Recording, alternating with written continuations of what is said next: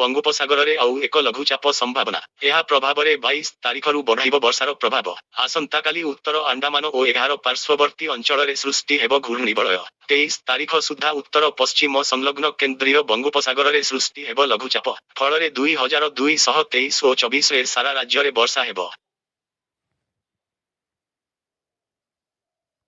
ଉପକୂଳ ଓଡ଼ିଶାରେ ଅଧିକ ବର୍ଷା ନେଇ ଆକଳନ କରିଛି ପାଣିପାଗ ବିଭାଗ। ଲଘୁଚାପ ସୃଷ୍ଟି ପରେ 11 ଗତିପଥ ସ୍ପଷ୍ଟ ହେବ ବୋଲି ପୂର୍ବାନୁମାନ କରିଛି ବିଭାଗ। ଆସନ୍ତା 24 ଘଣ୍ଟାରେ ବିଜୁଳି ଓ ଘଡ଼ଘଡ଼ି ସହ କିଛି ସ୍ଥାନରେ ହାଲୁକାରୁ ମଧ୍ୟମ ବର୍ଷାର ସତର୍କତାକୁ ନେଇ ମାଲକାନଗିରି, କୋରାପୁଟ, ନବରଙ୍ଗପୁର, କଳାହାଣ୍ଡି, ରାୟଗଡ଼ା, ଗଜପତି, କଳାହାଣ୍ଡି, ଗଞ୍ଜାମ ଓ କନ୍ଧମାଳ ଜିଲ୍ଲାକୁ ୟେଲୋ ୱାର୍ଣ୍ଣିଂ ଜାରି କରିଛି ପାଣିପାଗ ବିଭାଗ।